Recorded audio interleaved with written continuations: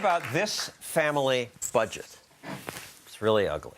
Their income last year was $24,000, but they spent $35,000, incurring almost $11,000 in new debt. They already had lots of old debt.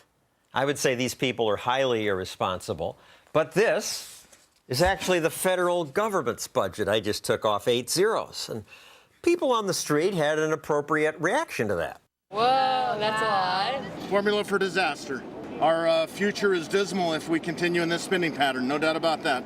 You have to pay for this, you college kids. Does this scare you? Yes. I'm broke. I don't know how I'm going to do this. I don't know how she will either, but radio host Dave Ramsey helps people get themselves out of debt. So, Dave, what do you think about my Times Square gimmick? Is it fair to compare a family budget to the government's budget? Well, sure. It is absolutely fair because zeros are zeros and math is math. When you spend more than you make, you go into debt. This is not rocket science.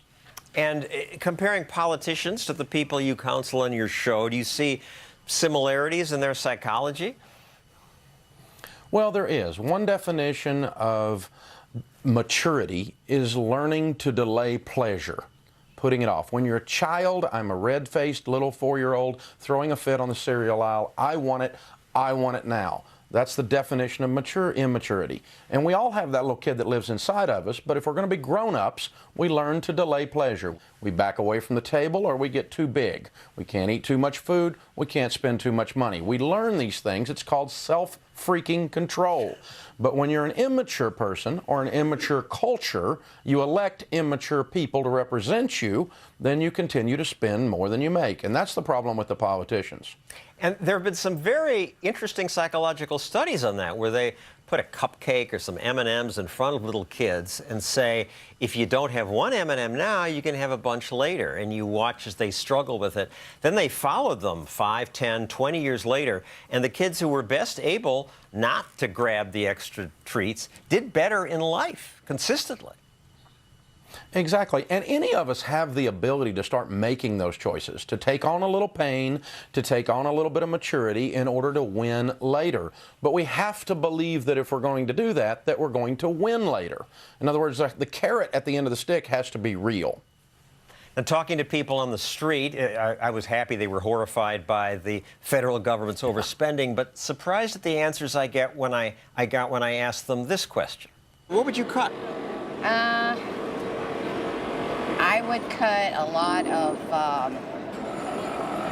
I don't know, to tell you the truth. Not education. Not education. That's a tough question. It's a tough question where to make the cuts. Don't cut this, don't cut that. I'm not, $3.8 trillion, I don't know what to cut. Do the people who call your radio show also don't know what to cut out of their personal budget?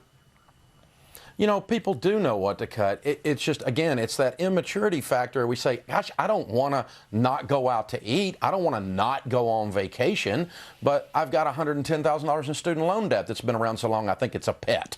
So I got to start making some choices here, because this crap's not going away if I don't change my behaviors. And the people who listen to you afterward, they say, I'm happier now, spending less? You know what's weird is they're happier immediately, because when you have this sense of being a grown-up, you put on your big boy pants and you say, I'm going to control my destiny. I'm going to control my life. I'm not going to live from impulse to impulse. And I write it all out, even though I'm not out of debt yet. Even though what I'm writing out is a recipe for Christmas is going to be a craft and I've got to deliver pizzas tonight and get my income up. Even though that what I'm writing out is a tough plan, I get this sense of dignity because I'm being a grown-up and I'm taking control of my future.